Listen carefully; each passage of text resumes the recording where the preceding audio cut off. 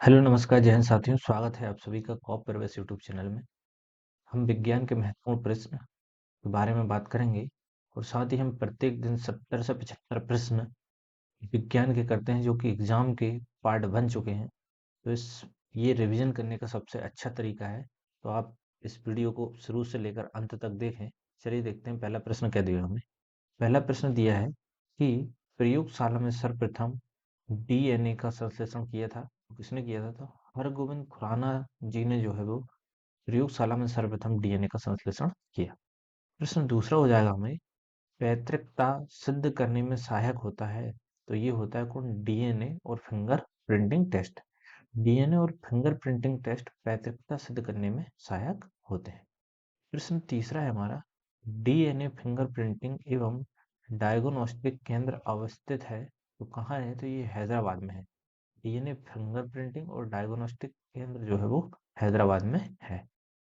4 number प्रश्न है हमारा, सेलुलर और मॉलिक्यूलर जीव विज्ञान का केंद्र स्थित है। तो ये भी हैदराबाद में स्थित है। प्रश्न 5 है हमारा, आरएनए का संश्लेषण होता है डीएनए से। आरएनए का संश्लेषण होता है डीएनए से।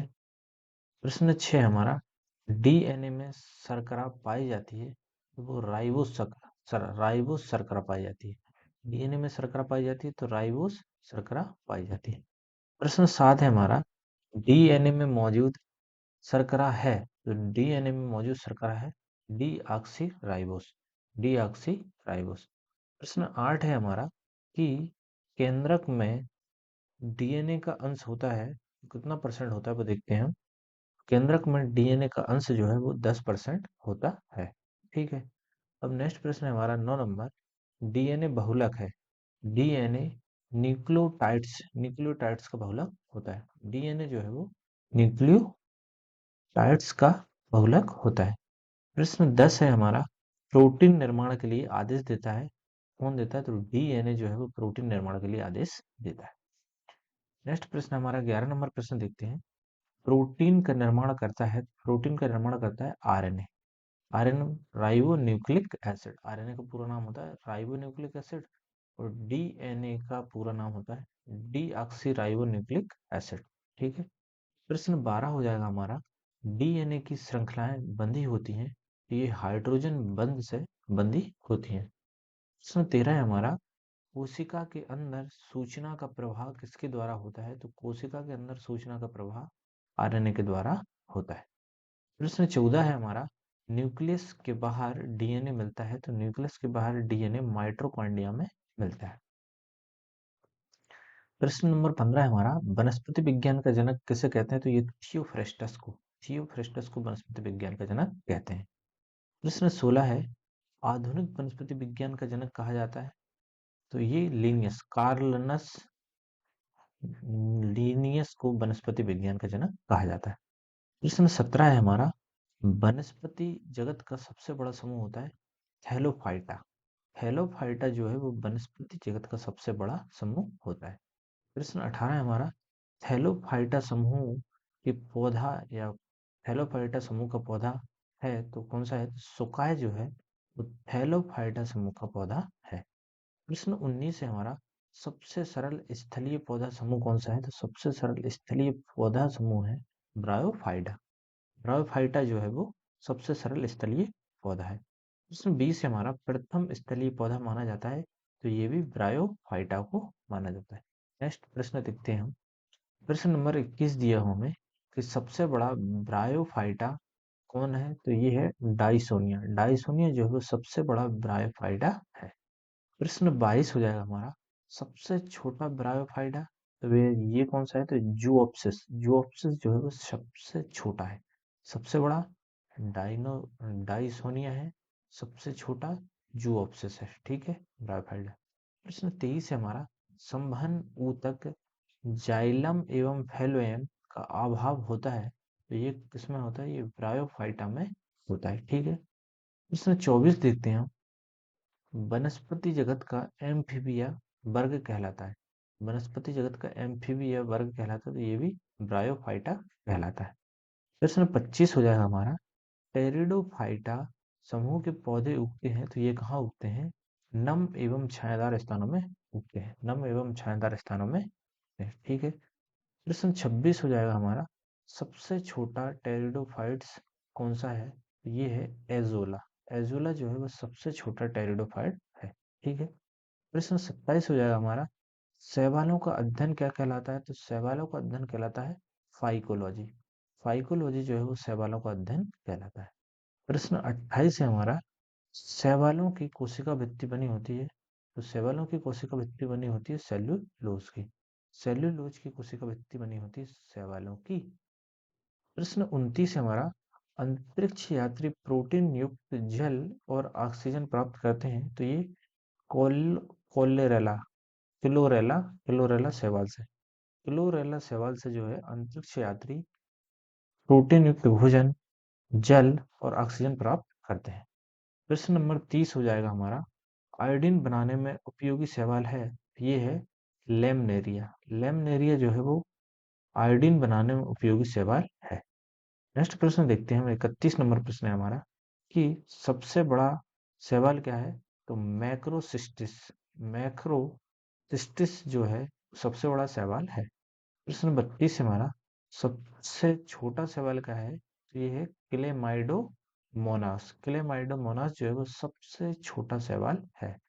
प्रश्न 33 हो जाएगा, कवक है, बहुउद्देशीय यूकेरियोटिक जीव जो है वो कवक कहलाते हैं। कवक क्या होते हैं? बहुउद्देशीय यूकेरियोटिक जीव होते हैं। प्रश्न 34 हो जाएगा हमारा, कवकों का अध्ययन क्या कहलाता है? तो कवकों का अध्ययन जो है वो माइकोलॉजी कहलाता है। कवकों का अध्ययन माइकोलॉजी कहलाता है, शैवालों का अध्ययन फाइकोलॉजी कहलाता है। प्रश्न 35 है हमारा, प्रमुख कवक। प्रमुख कवक है, कवक कौन कौन से होते हैं? तो ये होते हैं ईस्ट, मशरूम और खमीर, ये जो है प्रमुख कवक होते हैं। प्रश्न 36 है हमारा, कवकों की कोशिका भित्ति बनी होती है, तो ये कवकों की कोशिका भित्ति काइटिन की बनी होती है। कवकों की कोशिका भित्ति जो है वो काइटिन की बनी होती है। और नेक्स्ट प्रश्न है हमारा 37 नंबर, कि कवक में भोजन संचित रहता है, तो कवक में भोजन संचित रहता है ग्लाइकोजन के रूप में। ठीक है, कवक में भोजन संचित रहता है ग्लाइकोजन के रूप में रहता है। प्रश्न नंबर 38 है हमारा, डबल रोटी के निर्माण में उपयोग किया जाता है, तो क्या?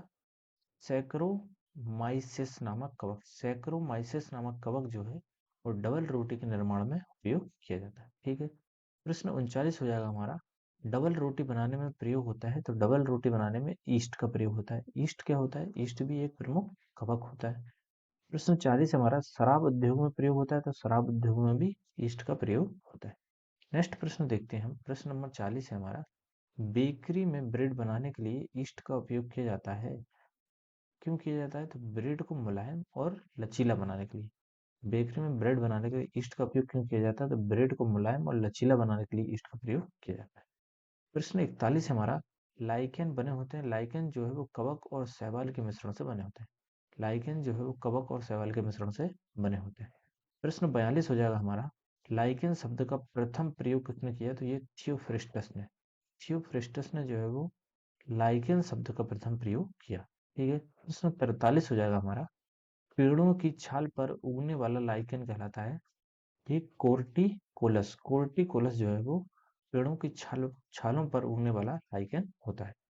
प्रश्न 44 हो जाएगा हमारा, चट्टानों पर उगने वाला लाइकेन कहलाता है, तो ये सेक्सिकोलस। सेक्सिकोलस जो है वो चट्टानों पर उगने वाला लाइकेन कहलाता है। प्रश्न 45 हो जाएगा हमारा, गोबर पे उगने वाले कवक। गोबर पर उगने वाले कवक को कहते हैं क्रोप्रोफिल कहते हैं, क्रोप्रोफिल कहते हैं। प्रश्न 46 हो जाएगा हमारा, लाइकेन सहायक होता है मृदा निर्माण में। लाइकेन सहायक होता है मृदा निर्माण में। प्रश्न 47 हमारा, प्रयोगशाला में प्रयोग होने वाला लिटमस प्राप्त किया जाता है, तो रोसेला लाइकेन से। रोसेला लाइकेन से जो है वो लिटमस प्राप्त होता है।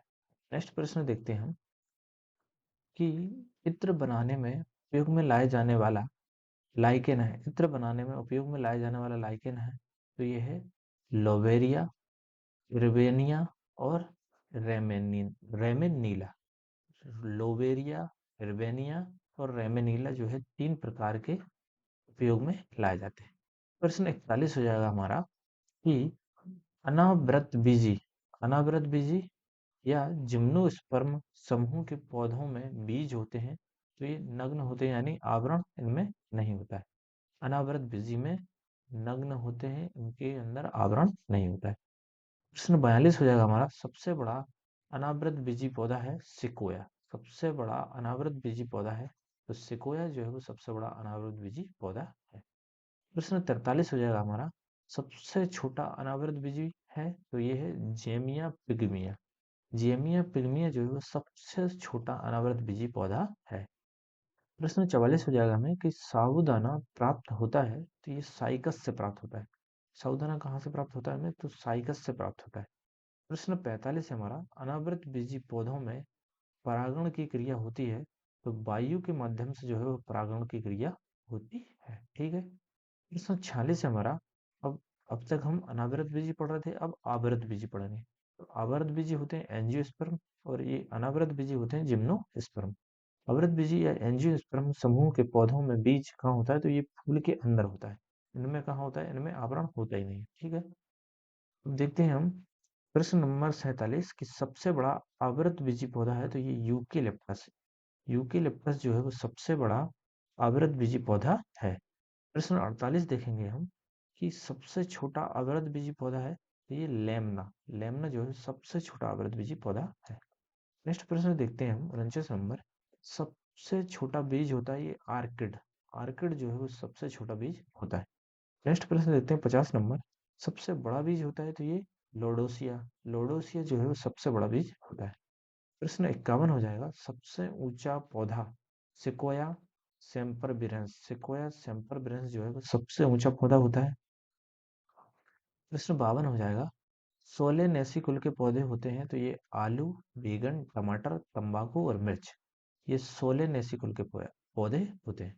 प्रश्न 53 देखते हैं, रूटेसी। रूटेसी कुल के पौधे कौन से होते हैं, इसमें आ जाएगा नींबू, संतरा, बेल और मौसम्बी। रूटेसी में आ जाएंगे नींबू, संतरा, बेल और मौसम्बी। ठीक है। अब प्रश्न 54 देखते हैं, रोजेसी। रोजेसी कुल के पौधे कौन कौन से होते हैं, इसमें सेब, नाशपाती, गुलाब और रसभरी रोजेसी कुल में आते हैं। फिर प्रश्न 55 है हमारा, मालवेसी कुल के पौधे होते हैं कपास, भिंडी और गुड़हल। ये जो है वो मालवेसी कुल के पौधे होते हैं। प्रश्न 56 हो जाएगा, मटर किस कुल का पौधा होता है, ये लेग्यूमिनेसी। लेग्यूमिनेसी कुल का पौधा जो है वो मटर होता है। प्रश्न 57 है हमारा, गन्ना किस कुल का पौधा है, तो ग्रेमनी। ग्रेमनी कुल का पौधा है गन्ना।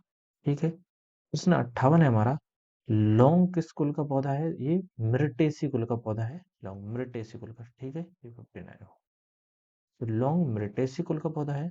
लौंग के तेल का प्रमुख घटक है यूरेनॉल। यूरेनॉल जो है वो लौंग के तेल का प्रमुख घटक है।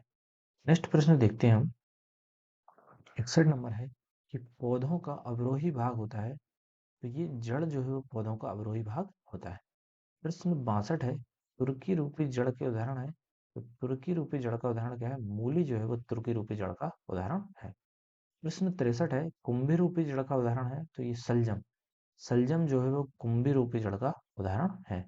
अब प्रश्न 64 है हमारा कि शंक्वाकार जड़ का उदाहरण गाजर। गाजर जो है वो शंक्वाकार जड़ का उदाहरण है। प्रश्न 65 है, गांठदार जड़ का उदाहरण है तो शकरकंद जो है वो गांठदार जड़ का उदाहरण है। प्रश्न 66 हो जाएगा, जड़ों के रूपांतरण है तो मूली, गाजर और सलजम। मुझी मूली, गाजर और सलजम जो है वो जड़ों के रूपांतरण है। प्रश्न 67 है हमारा, तने के रूपांतरण है तो ये आलू, अदरक और हल्दी। आलू, अदरक और हल्दी जो है वो तने के रूपांतरण है। मूली, गाजर और सलजम जो है वो जड़ों के रूपांतरण है। प्रश्न 68 हो जाएगा हमारा, अदरक तथा आलू के खाने योग्य भाग होते हैं तो ये होते हैं, तना जो है वो अदरक और आलू का खाने योग्य भाग होता है। प्रश्न 59 हमारा, कंद के उदाहरण है तो कंद में कौन सा आता है, आलू जो है वो कंद का उदाहरण है। प्रश्न 70 हो जाएगा, घन कंद के उदाहरण कौन हो जाएंगे, ओल और अरबी। ओल और अरबी जो है वो घन कंद के उदाहरण हो जाएंगे। कंद जो है वो आलू, कंद के उदाहरण आलू हो जाएंगे। प्रश्न 71 हो जाएगा, प्रकंद के उदाहरण है तो अदरक और हल्दी। अदरक और हल्दी जो है वो प्रकंद के उदाहरण है। प्रश्न 72 हो जाएगा हमारा, सलकंद के उदाहरण है। सलकंद के उदाहरण है प्याज और लहसुन। प्याज और लहसुन जो है वो सलकंद के उदाहरण है। प्रश्न 73 है हमारा, प्याज के छिलके उतारने पर आंसू आते हैं, किस लिए आते हैं, तो ये सल्फ्यूरिक अम्ल के कारण। सल्फेनिक अम्ल के कारण जो है प्याज के छिलके उतारने पर आंसू आते हैं। प्रश्न 74 हो जाएगा, लहसुन में गंध का कारण क्या होता है? एलाइसिन। एलाइसिन जो है वो लहसुन में गंध का कारण होता है। प्रश्न 75 हो जाएगा, मिर्ची में तीक्ष्णता का कारण है कैप्से कैप्साइसिन। कैप्साइसिन जो है वो मिर्च में तीक्ष्णता का कारण होता है। प्रश्न 76 हो जाएगा, राइजोम पादप का भूमिगत प्रारूप है, यह है तना। राइजोम पादप का भूमिगत प्रारूप है तना। प्रश्न 77 है हमारा, दलहनी पौधों के जड़ में पाए जाने वाला जीवाणु है, तो ये राइजोबियम। राइजोबियम जो है वो दलहनी पौधों की जड़ में पाए जाने वाला जीवाणु है। प्रश्न 78 हो जाएगा, पौधे नाइट्रोजन ग्रहण करते हैं, तो नाइट्रेट के रूप में जो है वो पौधे नाइट्रोजन ग्रहण करते हैं। प्रश्न 79 हो जाएगा, वह यंत्र जिसके द्वारा तने की वृद्धि दर नापी जाती है क्या होता है? तो ये ऑक्जेनोमीटर। ऑक्जेनोमीटर जो है इसके द्वारा तने की वृद्धि को नापा जाता है। प्रश्न 80 हो जाएगा हमारा, तना, पत्ती एवं कली से नया पौधा प्राप्त करना कहलाता है, ये कायिक प्रवर्धन प्रवर्धन कहलाता है। कायिक प्रवर्धन कहलाता है। प्रश्न 81 हो जाएगा हमारा, आलू का कायिक प्रवर्धन होता है, तो ये तना से होता है। आलू का कायिक प्रवर्धन तना से होता है। प्रश्न 82 हो जाएगा, ब्रायोफिल्म में कायिक प्रवर्धन होता है, तो ये पत्ता से होता है। ब्रायोफिल्म में कायिक प्रवर्धन पत्ता से होता है। प्रश्न 83 हो जाएगा हमारा, पौधे का मुख्य प्रकाश संश्लेषी अंग होता है, तो पौधे का मुख्य प्रकाश संश्लेषण वाला अंग होता है वो पत्तियां होती है।